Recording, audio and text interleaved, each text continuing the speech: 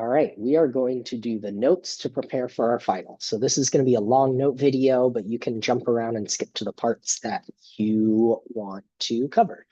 All right, so we're going to start with multiplying polynomials. So our steps, our first step, we're going to distribute.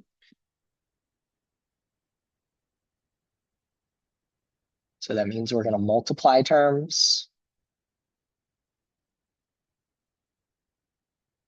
Okay, how we do that is we multiply your coefficients.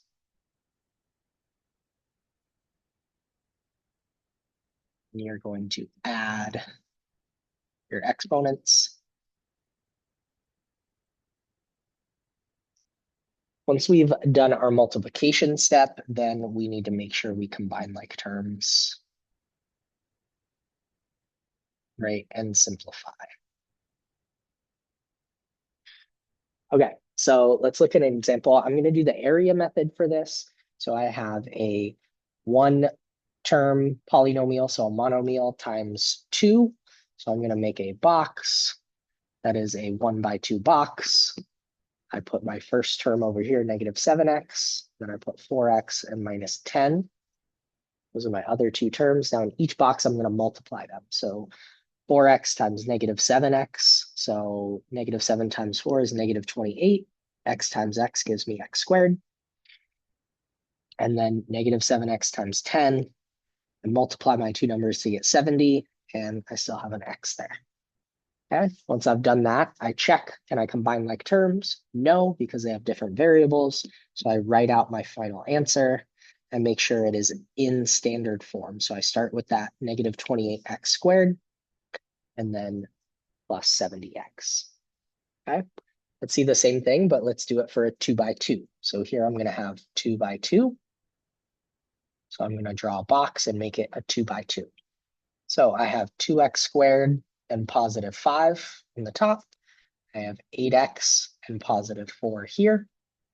So again, we're going to multiply. So 8x times 2x squared gives me 16. And then I have x to the third because I add those exponents. Then I'm going to have 2x squared times 4. 2 times 4 gives me 8. And I still have that x squared. And I'm going to go to this upper right-hand box, 8x times 5. 8 times 5 gives me 40. I have x's there. And then my last box in the corner here is 5 times 4, which gives me 20. Okay. So everything's multiplied. We check and see, can we combine like terms? No, I have 3 different terms with x's in them, but they all have different exponents. So I cannot combine them. So we just go to writing our answer. So I'm going to start with that largest exponent. And then we're going to go plus 8x squared plus 40x, and then plus 20. Okay. Make sure to watch out for your variables and your exponents. Always write your answer in simplest terms. Make sure you write it in standard form as well. All right, next here, we're going to simplify square roots. So this is kind of a shortcut method, your perfect square method. So for this, you need to know your perfect square numbers. So you don't have those, write them down. It's 4, that's 2 squared, and then we go 9 is 3 squared, and we're just going to go all the way up to 10 squared. So 16, 25, 36, 49, 64, 81, and 100, right? Those are our first 10 numbers squared. The reason we do that is because when we take the square root of these numbers, we know those. 2, 3, 4, 5. So the square root of 36 is 6. Square root of 49 is 7, 8, and so on, right? These are all the square roots of these numbers. Okay, so what I'm going to do is I'm going to take 525. I want to break it apart into 2 numbers. I want at least one of them to be a perfect square. So I find the largest number that'll divide it. That is a perfect square. So these red numbers. For 525, that just happens to be 25. So 25 times, what would that be?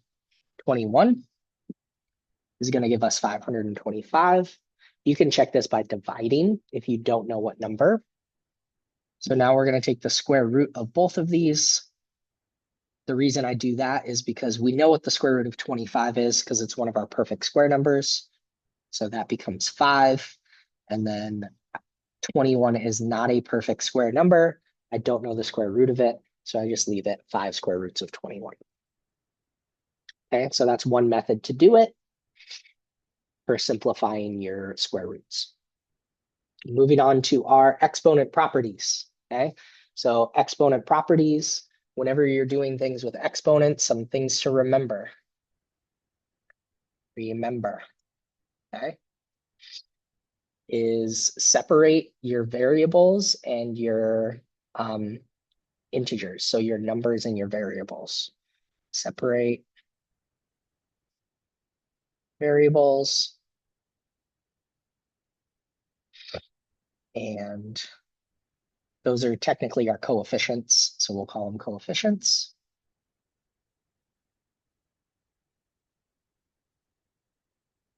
Okay, and then follow your exponent property or your power, sometimes called power rules.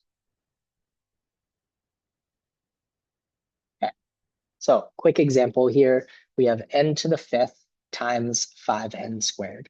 So to show you what I'm talking about, I'm going to rewrite this. I'm going to put any of my coefficients in front, so anything that's just a number, so 5, and I'm going to times that, and then I'm going to put my variables next. So times n to the 5th times n squared. Okay, and then we're going to simplify this using whatever we know how. So 5, I don't have anything to multiply that by, so that stays 5. N to the 5th times n squared because they're the same variable as the same base. So I know that my rule is when I multiply, I add the exponents, so I get n to the 7th power. So here we add exponents. Okay, it might be a good idea to add your different properties that we learned on this area so you remember, like, oh, hey, if I'm dividing, I subtract my exponents, so on, right? Okay. Next one, I have 3x times 2x to the 5th. So again, I'm going to separate my coefficients. So 3 times 2 times x to the 5th. So I group those together. 3 times 2 gives me 6. X times x to the 5th, that gives me x to the 6th power because I'm adding those exponents. And then there's my final answer, 6x to the 6th power. So again, we added our exponents there because we were multiplying. So make sure you write out any of the other properties that you don't remember, so you have that for the final. Okay, moving on. We're going through these quick because it's all review. So solving a system of inequalities. You got your steps over here. We're going to graph the first inequality. Oh, so I'm going to graph this. Y is greater than 2x minus 1. I'm going to start at -1, and I have a slope of 2, so I'm going to go up 2 and over 1. I'm going to keep repeating that to give me as many points as I can, so I get an accurate line. When I get those, then I'm going to do my slope backwards or in the opposite. So instead of going up 2 and over 1, I'm going to go down 2 and backwards 1. Get all those points. Okay, then I'm going to draw my line.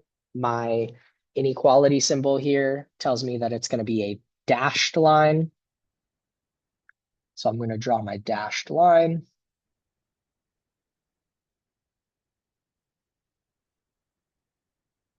Okay, and this means shade above. So I'm just going to I'm going to draw some lines. This would be shading above. Okay. So first one's done. Next step, graph our second inequality. So now we're going to graph this one. So negative 3x minus 6. So I'm going to start at -6. My slope is down 3 over 1. Okay. Now I'm going to start going backwards. So I go up 3 and backwards 1. Where I keep doing that to give me as many points as I can. You want to be as accurate as you can when you graph. Okay. This inequality symbol tells me this is a solid line, and I'm going to shade above. Okay, so I'm going to draw my solid line, just like that. boom, and I'm going to shade above. So anything that's above this line is going to be shaded. So I'm drawing two lines and I'm shading both of them. And then third step, we need to understand where our solutions are. So we're going to outline the area where the shaded parts overlap. So where do we have blue and red? It is in this part here in the middle. And that is my solution set. So where all the solutions are. So any point that lands in the solution set is a solution to that system of inequalities. Okay.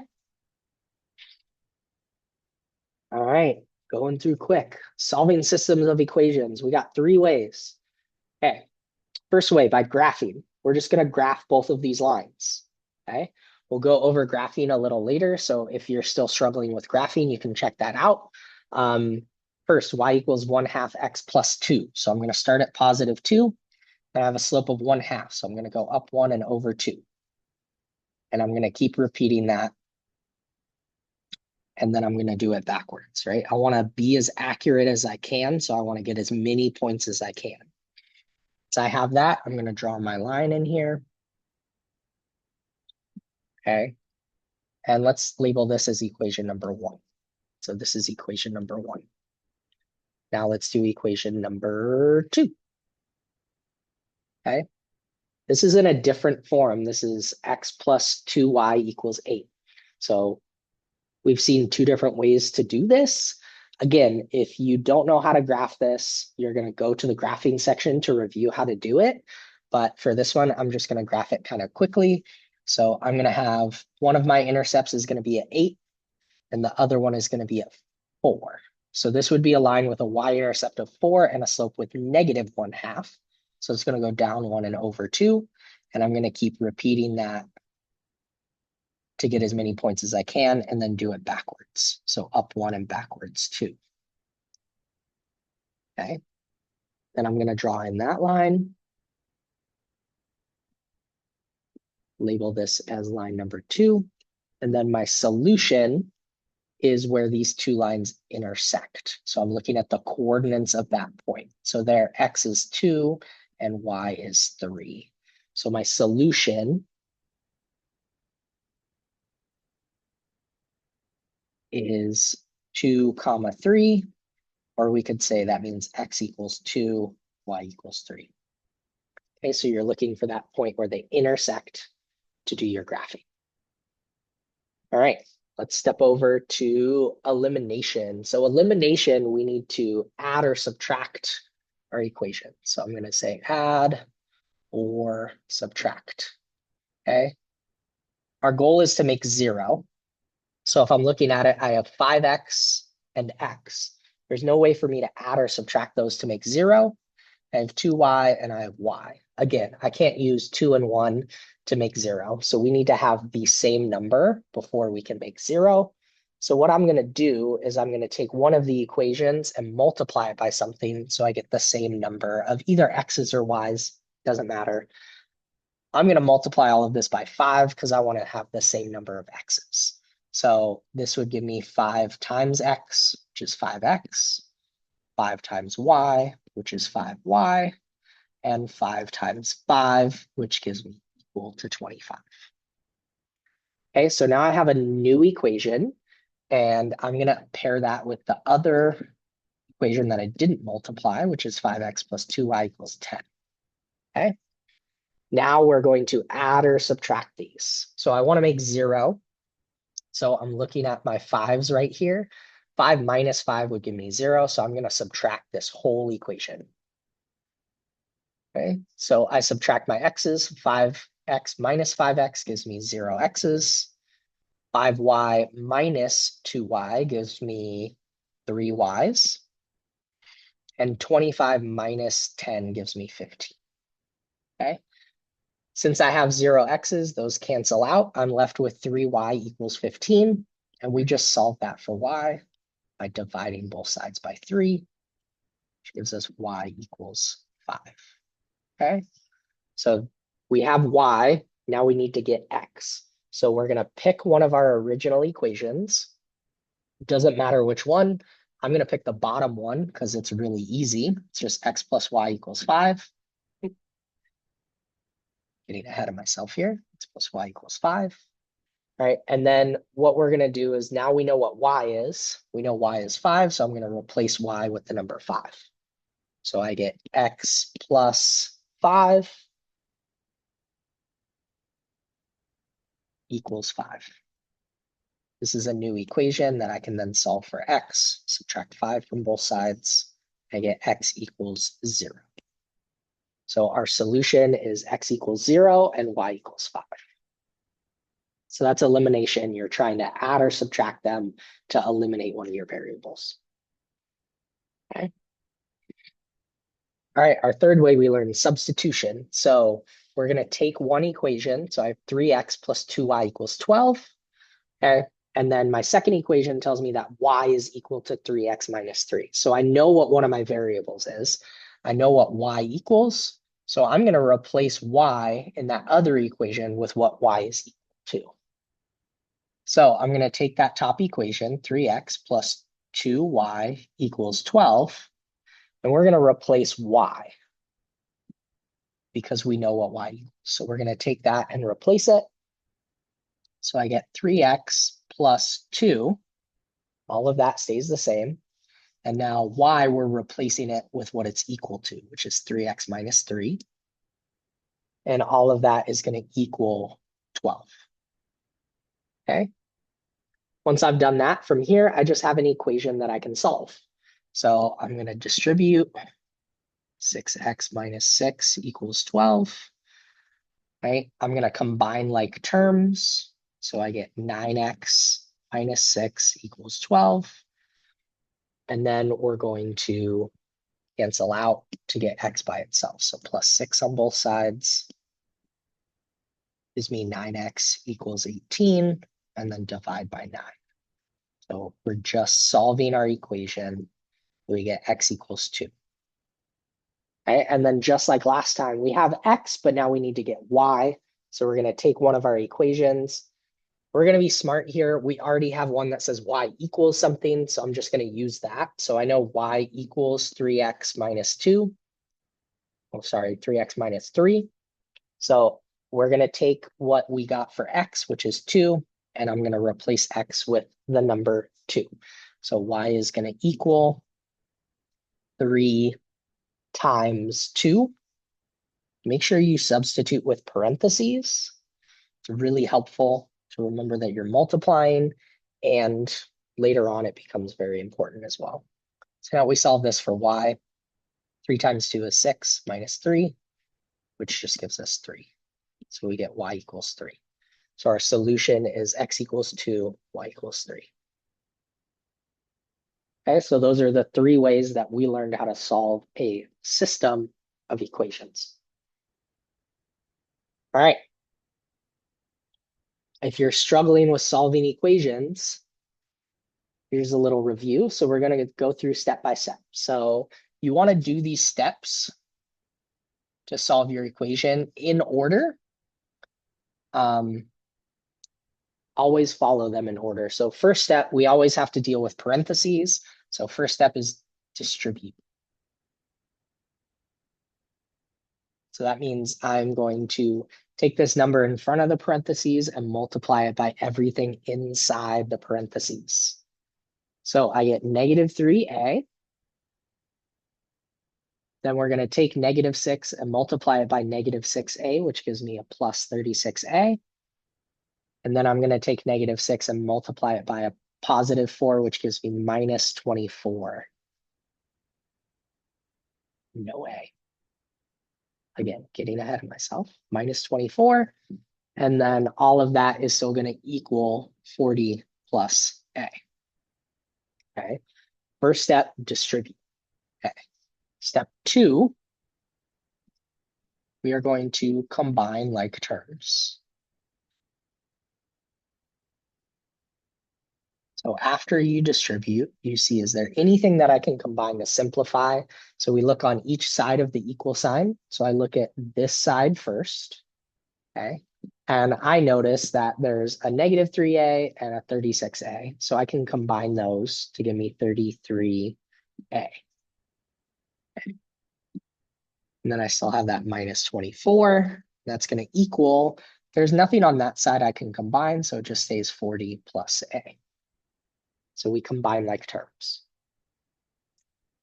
After you combine like terms, part 3 is you're going to isolate your variable. That means you need to get all of your variables on one side of the equal sign. So if you notice, I have an a on this side and I have a's on this side. So I need to get all of them onto one side. So what I'm going to do is I'm going to cancel out one of them by doing the opposite. Okay. It doesn't matter which one you do, pick one. I'm going to pick this 1a because it's just a smaller number. So it's going to be a little easier to work with. So I'm going to cancel that out by subtracting a on that side. So that goes away. This side I have 33a minus a, which gives me 32 a's. Okay, and everything else in my equation is the same. Minus 24 equals 40. Okay. Now we're at the part where we're just going to cancel out. Let's use purple. So part 4, we're just going to cancel out. Our goal here is to get our variable by itself. So draw my line. First thing I cancel out is the term that doesn't have a variable with it. So this minus 24, we're going to always do the opposite. So we're going to plus 24 on both sides. Those 24s cancel out. That leaves us with 32a equals 64. Okay. Now I have this 32 times a, multiplying, opposite is divide. So we're going to divide both sides by 32. I'm left with a equals 2. Okay. So that's kind of a crash course refresher in how we solve our equations. We always follow those same 4 steps in order, but we don't always have to do every step. So look at your equation, see what step you need to do first, and then do that step, and then look, what do you need to do next, right? You might have to do all 4 steps, you might not. Okay, so make sure you're paying attention to that. Okay, and again, write any extra notes you need to help you out. Okay. Now, what about inequalities? So solving and graphing inequalities. So the first step is to, step 1, you're just going to solve your inequality. So the same thing we did with our equations, it's the same steps. So I see parentheses. We're going to do some distribution here. 4 times 8 is negative 32 plus 12b less than or equal to negative 92. Okay. Then we're gonna, so I distributed, I don't need to combine like terms. I don't need to isolate my variable. I can go straight to canceling out. So I'm going to start canceling things out. It's plus 32 on both sides. That cancels out. I'm left with 12b is less than or equal to, that's going to give me negative 60. Okay. Then I'm going to divide both sides by 12. And I'm going to left with b is less than or equal to negative 5. Okay. So step 1 is you solve your inequality, figure out what your variable is. Step 2 is you need to graph your inequality. Okay, so we're going to go to our number line. Here we don't have any numbers on our number line, so we're going to put whatever numbers we want. All I need to make sure is that my solution, which is negative 5, is on there somewhere. So let's say 0 here. So then it's going to be 1, 2, 3, 4. Negative 5 is right here. This is 1, 2, 3, and this is 4. Okay. So how we graph it, we go to our number, whatever our solution is on the number line. So I'm going to go to negative 5 on my number line. Okay. Now I either have to put an open circle or a open circle or a dot. And that depends on my inequality symbol. So because it's equal to, I'm going to put a dot. If it didn't have the equal to part, then we just do an open circle. Okay. And then I need to draw an arrow So I need to draw an arrow that shows that I want the numbers, I want b to be less than -5. So what direction are the numbers that are less? That would be anything this way to the left. So I'm going to draw an arrow that goes to the left. And that's it. So make sure your graph has a dot. It's either an open circle if it's not equal to, or a dot if it's equal to, and then you're going to have an arrow. So it should be to the left if it's less than, or to the right if it's greater than. One little reminder I'm going to put up here that I forgot in step 1, when you're solving. So if you divide by a negative, that means you need to flip your inequality symbol. Okay, so it would go from a greater than a less than, or less than a greater than. Okay, so just keep that in mind. Make sure you pay attention to that. So that was a single inequality. We do have these things called compound inequalities. So let's do one of these really quick. So this one, I have 10 is less than or equal to 3x minus 5, which is less than or equal to 22. So we're going to double solve these at the same time. So we're going to split this up into 3 sections. What we're going to do is we're going to look at this middle section that has our variable in it, and we're going to try and get x by itself. So the same steps we would do to solve an equation. So the first thing I need to cancel out is this -5. So I'm going to plus 5. If I do that in the middle, I need to do that on both ends as well. So every section needs to have the same thing because it's got to stay balanced. So this -5 cancels out. I'm left with 3x. My symbols stay the same. So that is a less than symbol. This is less than or equal to. Right? And then on each end, I'm just doing what it tells me. So 10 plus 5, that's 15. 22 plus 5 is 27. Okay. Now I look at my new inequality.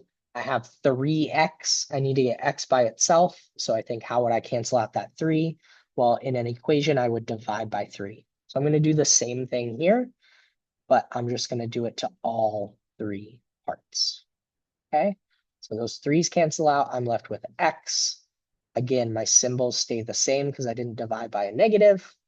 15 divided by 3 is 5. 27 divided by 3 is 9. Okay. Now this graphing is a little bit different. So I have 2 numbers and x is in between them.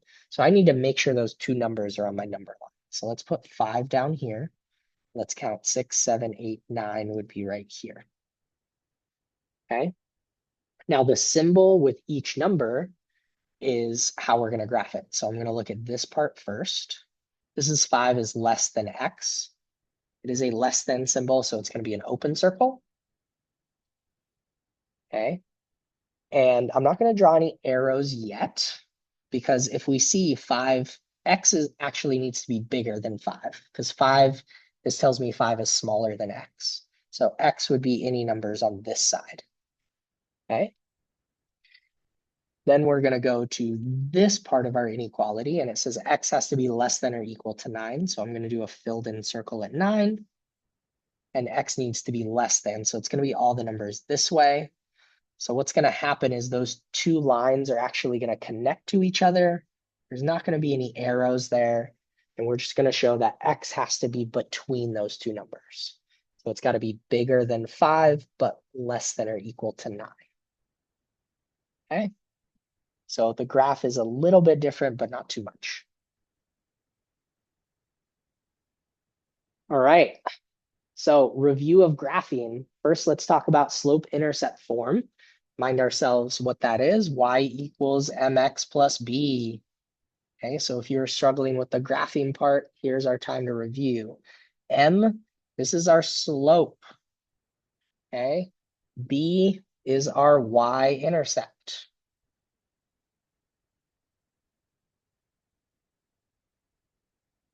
All right, let's break down what each of those things mean so we can remember. That's why I gave plenty of room here. So let's look at, what does slope mean? Slope, we can see this as our rise over run. Okay, it's equal to like up, like rise is up left and right, and run is up and down. So rise, we're going up and down, run, we're going left and right.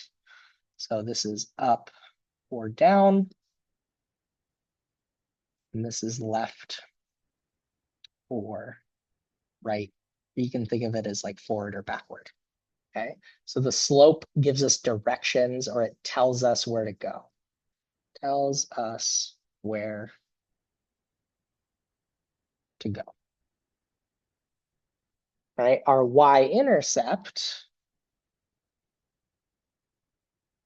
that's our starting point.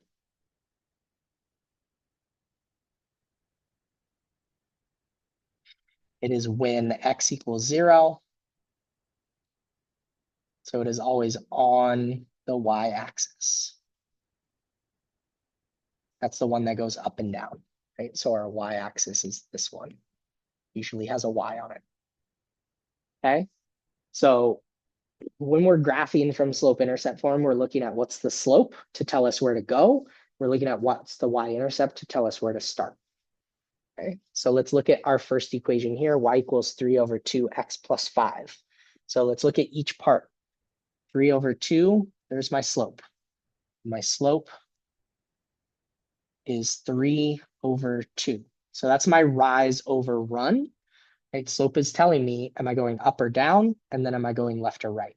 So if it's positive, we're going up. So this tells you to go up 3, right? And the 2 is also positive. So we're going to go to the right, or we're going to go forward 2.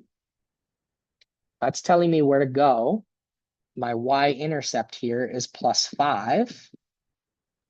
So my y-intercept is positive 5. That tells me where I'm going to start. I'm going to start at 5 on my y-axis. Okay, so with that information, I can graph. So I go to my y-axis, and my first point is at positive 5. Okay, from that point, I'm going to follow my slope. My slope says go up 3, so I would try and go up 1.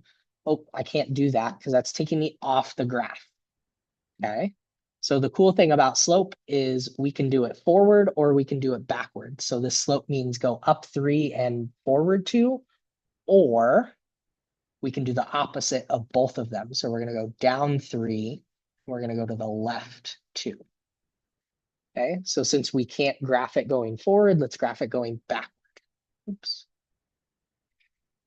So let's go down 3. So I'm going to go down 1, 2, 3, and I'm going to go backwards 2, count it, and put a point there. Then from that new point, I'm going to do the same thing. I'm going to go down 3, backwards 2, and put another point. And then I'm going to do that one more time and go down 1, 2, 3, backwards 1, 2, put another point there. Okay, this is where you should have a ruler because you want to make sure you're as accurate as you can. You're going to draw a nice straight line that goes through all these points and put an arrow on each end. So there we just graphed a line with a slope of 3 over 2 and a y-intercept of 5. Okay. All right, another example, we have y equals 2x minus 2. So again, let's break this down. Here's my slope. So my slope is 2.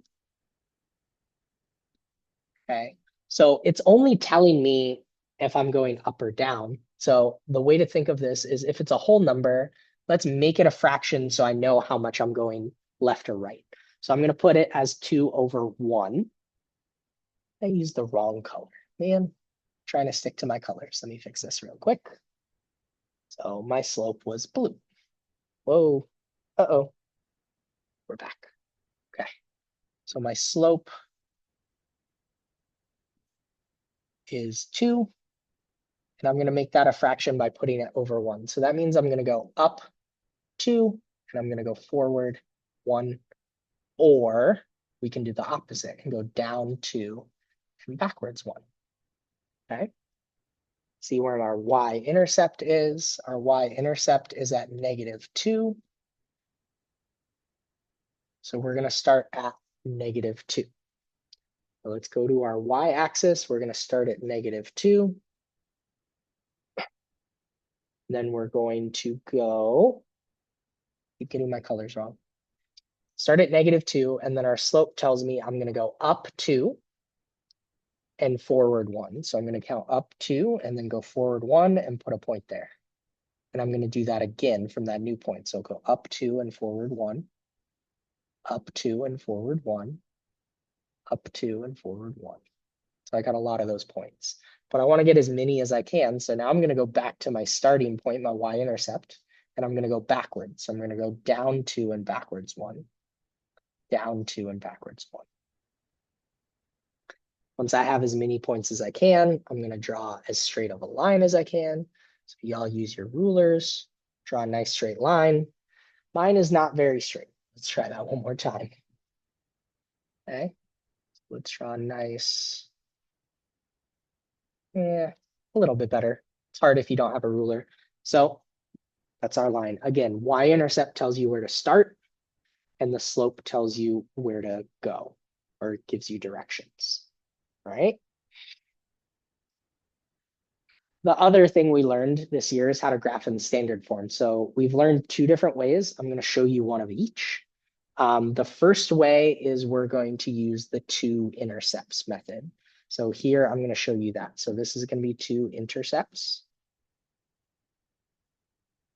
Okay. I know in Mrs. Lee's class you did this. I know in my class we kind of did the other way, but I want both people to see it because I think we all learned both ways. So my 2 intercepts method, I'm going to break my equation apart. My first intercept, I'm going to get rid of the y part of my equation. So I have 4x equals -6. So when I divide both sides by 4, I'm going to get x equals -1.5. Okay, so that tells me my x-intercept. That means when I go to my x-axis, I want to put a point at -1.5. So that's going to be halfway between -1 and -2. I'm going to put it there. You can see that sometimes with the 2 intercepts method, it's not the most accurate because we might get decimals. So there's my x-intercept. Now let's get my y-intercept. So now I'm going to take my equation. I'm going to get rid of the x part, which means I have a -3y. That equals -6. Solve that for y. So we're going to divide both sides by -3. We get y equals +2. So my y-intercept is going to be at +2. I'm going to put a point there at +2. Okay.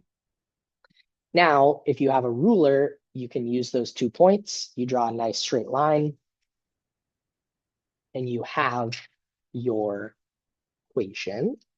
So let's see if I can get a straight line off those 2 points.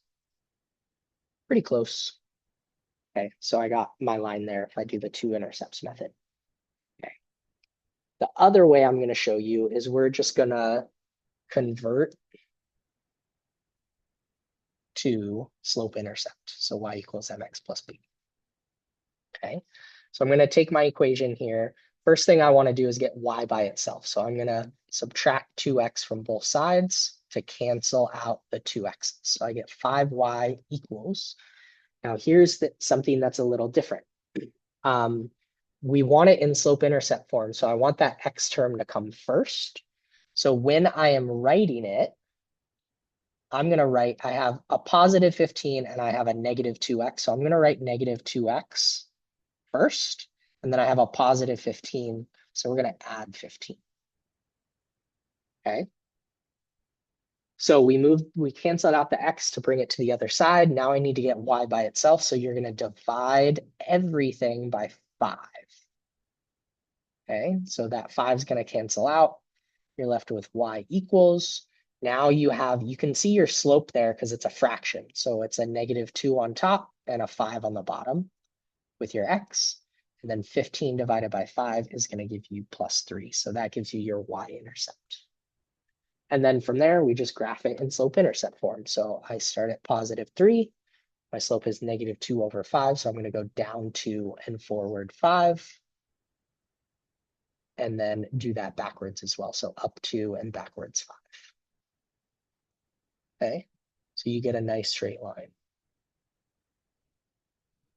There we go. So you can use either method. Both of them work. The 2 intercepts can work really well on some. It only gives you 2 points, so you've got to have a ruler and you've got to make sure you're graphing as straight as you can. Slope intercept, you can use that intercept to get as many points as you want. So pick the method you prefer and do that. All right, nearing the end, last thing, domain and range, all the way back to the beginning of the year. Okay, so let's break it down. Domain is your X values, right? So when we're talking about the domain of a function, talking about from the graph, like what X values do I have? Where does it live when we're talking about X? Okay, so with X values, we're going, actually, we're gonna put this in the middle, make more sense, right? Our X axis goes left to right. So with X values, I'm talking left and right. So if I take the farthest point to the left, which is over here, okay, and then I take the farthest point to the right, which is over here, and I look at what X value matches up with those points. So this one is -7 all the way on the left, and this one goes all the way up to 6 on the right. Okay. So we can see that we're talking about this g of x. So my domain here for g of x, it gives it to us in words. It says it's all the real numbers greater than or equal to -7 and less than 6. So we see that -7 and 6, where that came from on our graph. When we use our notation to write it, right, we always start with our lowest number, so -7. Okay. Because that dot is filled in, x can equal -7. So we want x to be bigger than -7. So we put a less than or equal to sign with an x. It shows that x is going to be bigger than that. But we also need x to be less than 6. So we're going to put a less than and then a 6. So what you're doing is you're finding the largest number it can be and the smallest number it can be. And you're plugging those in. So the smallest goes on the left, the largest goes on the right, and you just have to fill in your symbols in the middle. The only thing you have to worry about is, are you going to have an equal to or not? So you're looking for that open box or that closed box. Okay. Now let's look at the domain for h of x, because that's a little bit different. So when you see arrows here, right, we're talking about going left or right. So this arrow means, hey, this line should keep going. And it should keep going and going and going and going and going forever and ever. Okay. So arrows, you think all the way back to the beginning, arrows mean infinity.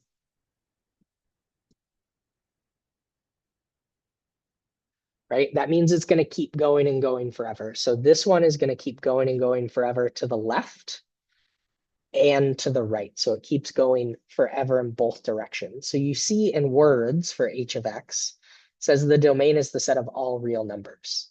Because if we go to -infinity and +infinity, x can be anything it wants to be. So how we would write that in notation is -infinity is the lowest it can go. We put x in the middle, and it can go all the way up to +infinity. Something to be aware of with infinity, we never put the equal to sign because infinity is not really a number. So x can keep going and going forever, but it's not ever going to equal infinity. Okay, so keep that in mind. Arrows mean infinity. Okay, how about range? Range is our y values, right? So instead of left and right, now we're talking about up and down. So this is up, it's hard to read, up and down.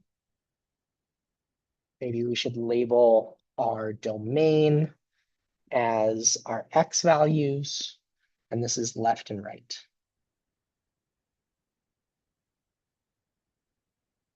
Okay, so now let's look at our range.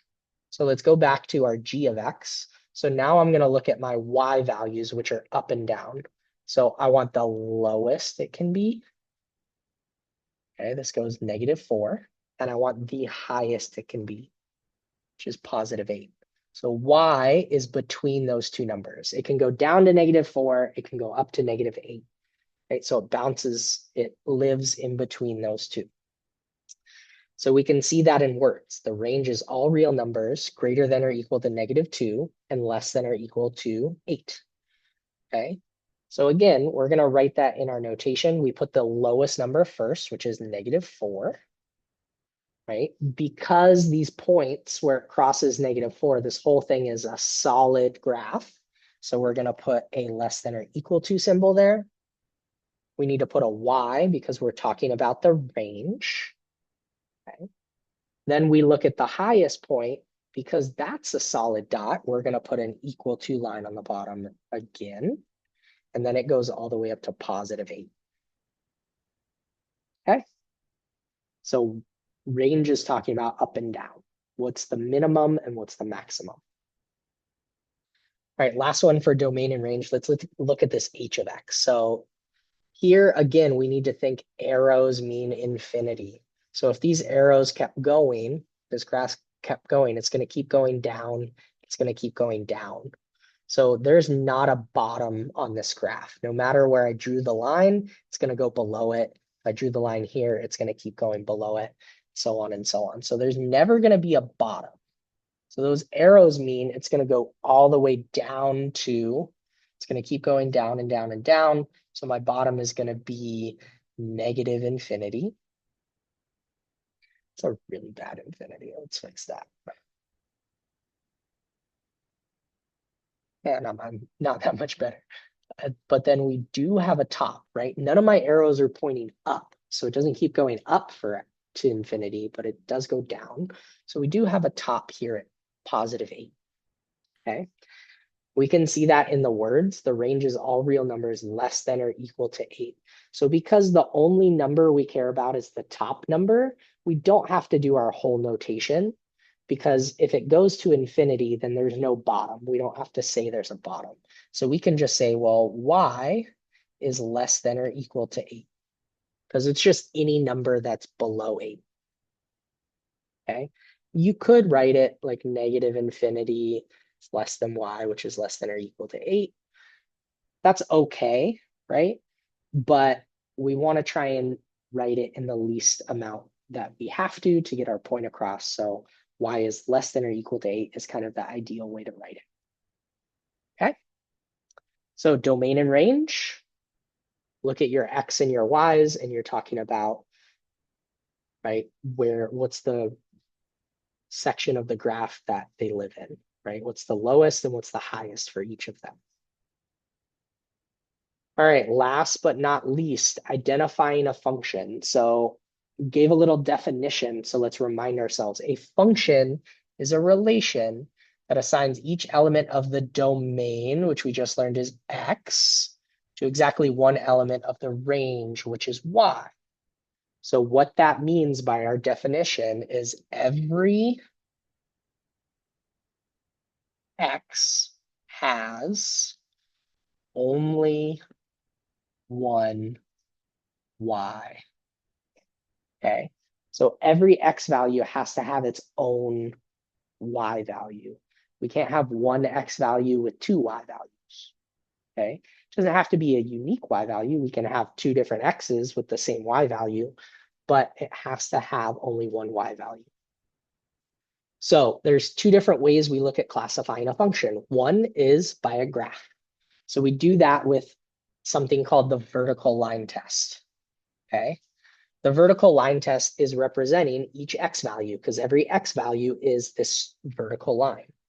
So if it passes the vertical line test, it is a function. So this is pass. That means if you draw a vertical line anywhere on your graph, it only touches once, right? It has one y value that it touches. Okay, that means it is a function. It is not a function. We say it fails the vertical line test. That means that if anywhere on your graph, it doesn't have to be everywhere, it only has to be one place on the graph. If you can draw a straight vertical line and it touches more than once.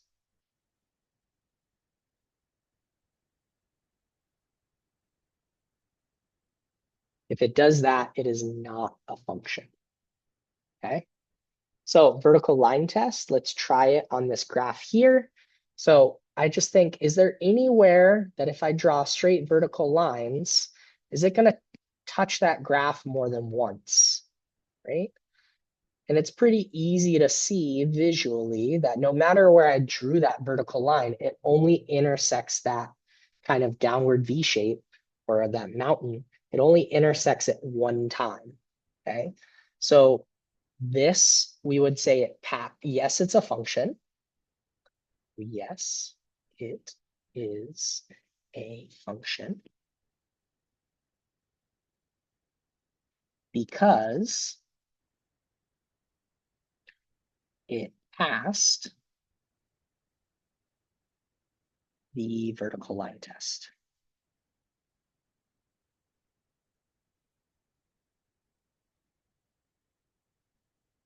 Okay, so graphs, super easy, just use the vertical line test. Okay, if it is not a graph, so our last one over here, we have a list of ordered pairs or coordinates. So one easy way to kind of understand this is every X value in here has to have only one Y value. So what I like to do is I'm just going to make a quick table and I'm going to check that. So I'm going to go down my list and I'm going to take them and write them in my table. So my first ordered pair is -7, 5. So that means X is -7 and Y is 5. I'm just going to do that for all of my ordered pairs here. Okay. And then I'm just going to check, does every X have its own Y? So the easiest way to do that is, do any of your X values repeat? So the first thing you're looking for is repeated X value. Okay. If there are none, then you have a function. Okay. Because that means every X has its own Y. There's no repeated X values, so they're all unique X's. Okay. If yes, then you have to check and see, right? Then this breaks down to two other things. Let me write this a little bit differently so it's easier to see. It's going to stop working right at the end. Okay, if yes, then we look for if they have the same Y or if they have different Y.